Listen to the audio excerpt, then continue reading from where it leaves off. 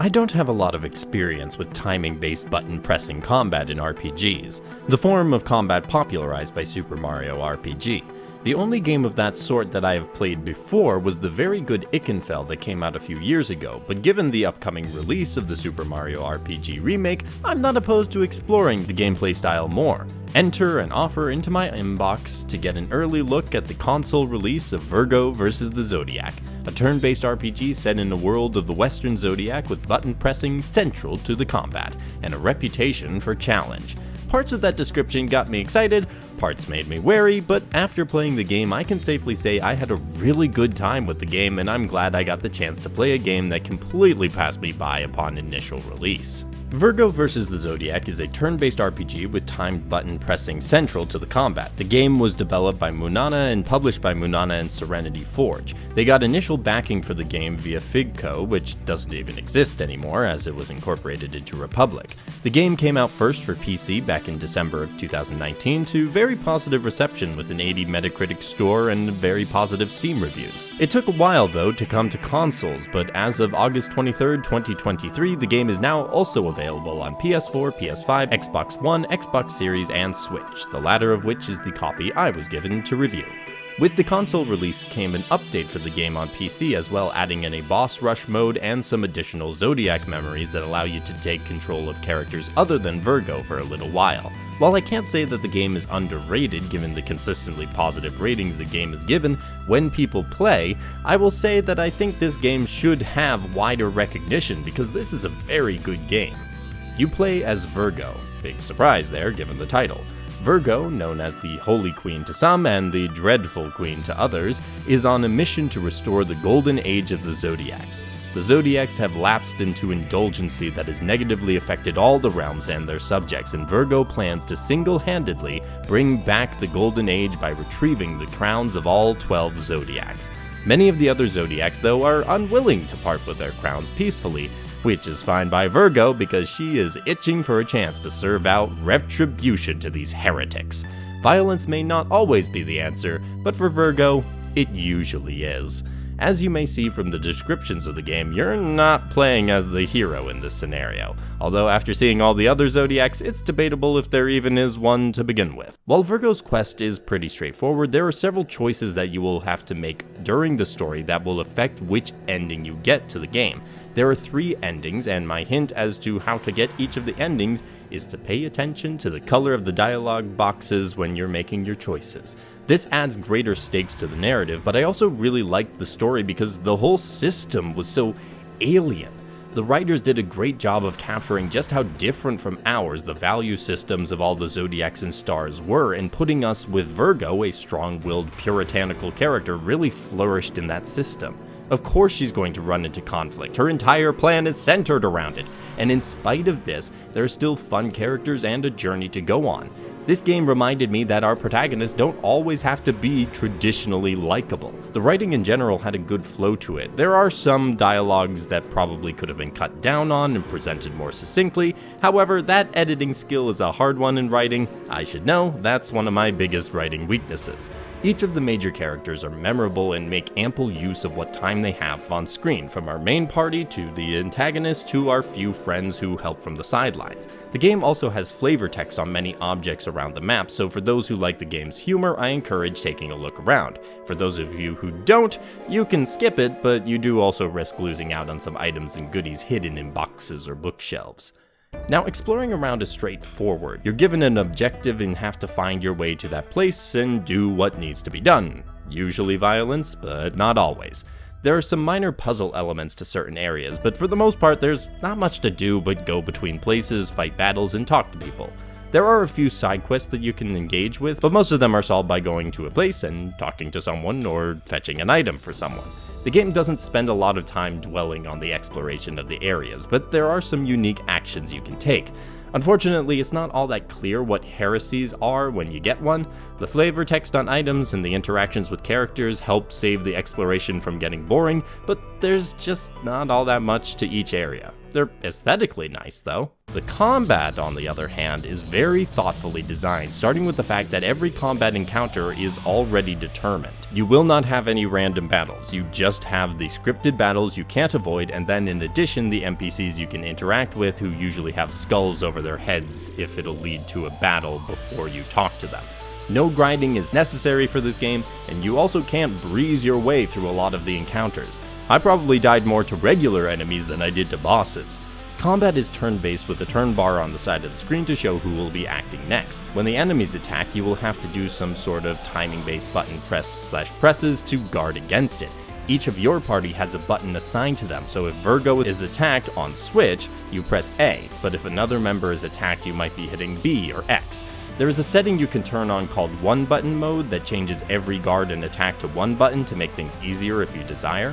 When your turn hits, you'll attack doing a similar button press to do damage to enemies. Missing timing means a weak attack or defense, hit/guard timing does a moderate amount, and perfect is great for dealing and preventing damage.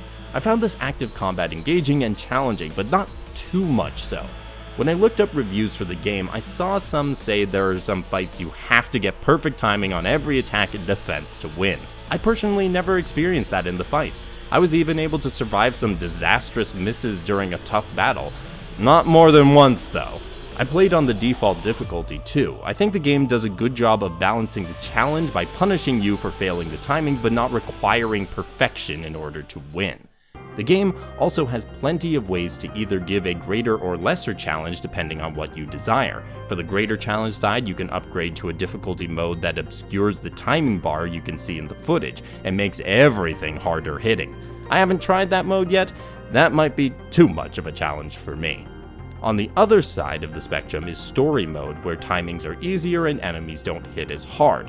Changing difficulty can be done at any point of the game from the settings menu and does not change the story or endings at all. Plus, as I said before, there are ways to modify the buttons so you only hit one button instead of switching between.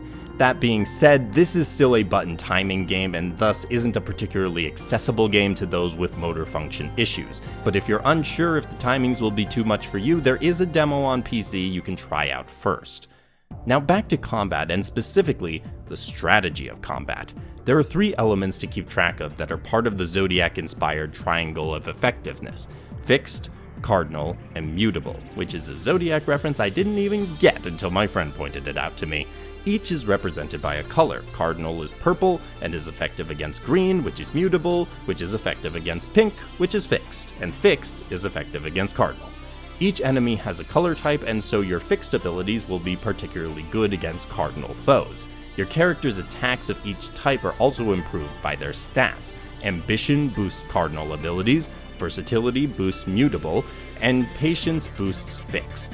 Now, I didn't worry too much about these details and was still able to get through the game fine, but for particularly tough battles, you'll get a significant edge by playing to the enemy's weaknesses.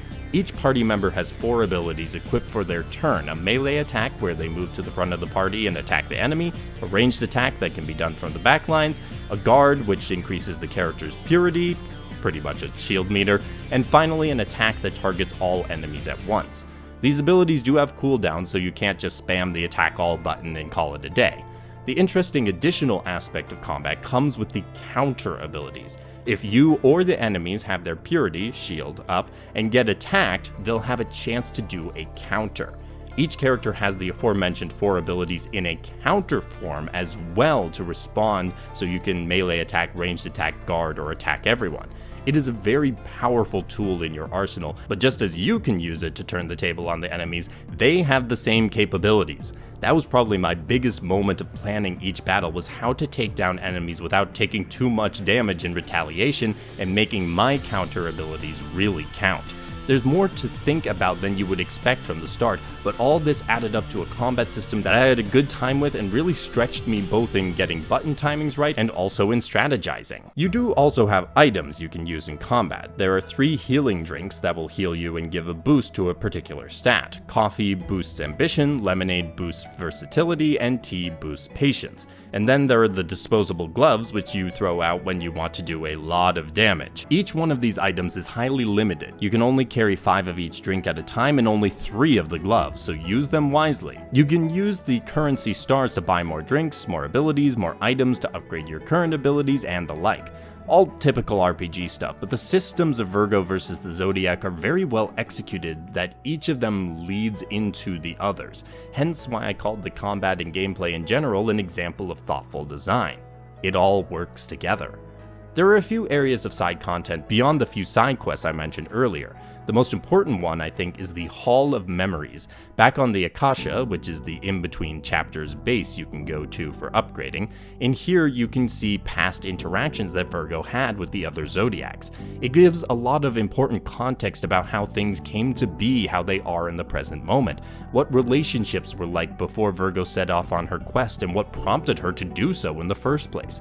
Beyond that, it gives additional characterization for all the Zodiacs, which is especially important for the few that don't get as much screen time.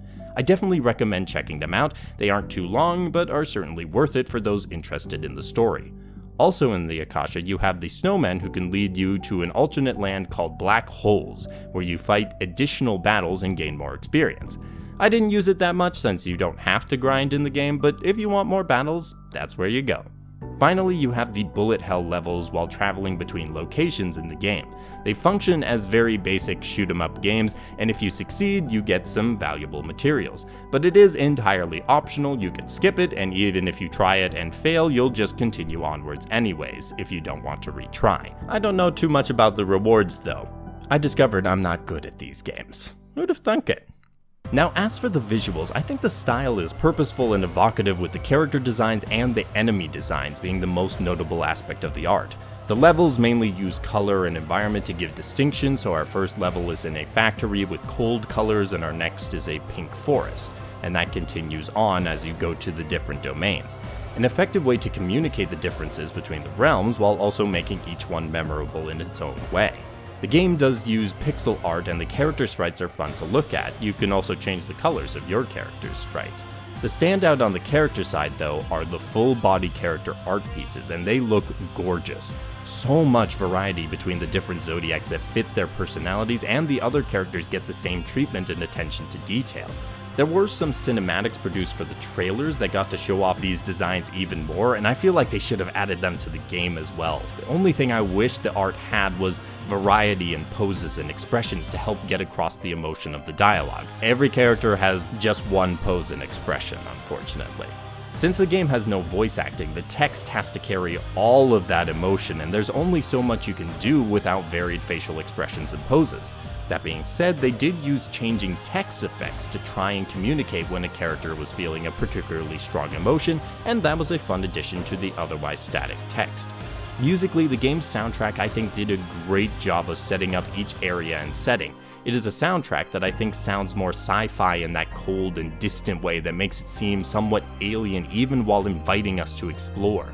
That fits with the setting, but it also fits with the characters because they are in a lot of ways distant from us and how they act. The one exception being the tracks for the more emotional moments, and thus the ones we can relate to the most. I think the music and art complement each other very well. The UI and UX of the game is a bit more of a mixed bag. You may recall I mentioned that color of enemies determines their element, but it's not easy to tell at times which color corresponds with which element. A lot of games with these sorts of elemental weaknesses have moved to explicitly telling people what attacks are effective and what attacks aren't to avoid this, but Virgo doesn't do so, and it hampers the strategy somewhat. Otherwise though, the experience is smooth to play, and that's very important given the combat system you're dealing with. I particularly liked playing this game in the Switch handheld mode, and it held up perfectly fine, no performance issues at all.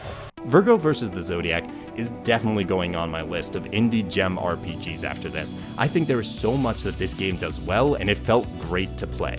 The developers had quite a bit of ambition with this game, and while they didn't hit on every part, they did a lot to construct a bold and interesting narrative, a combat system with depth and challenge, and a presentation for the game that would live up to the story they wanted to tell in spite of the lower budget.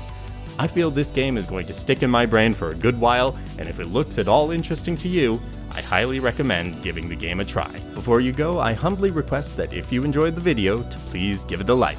Comment below your thoughts on the game or the video, and subscribe to keep up with future videos. If you don't, you're a heretic, according to Virgo. Thank you for watching. Have a great day, and happy gaming.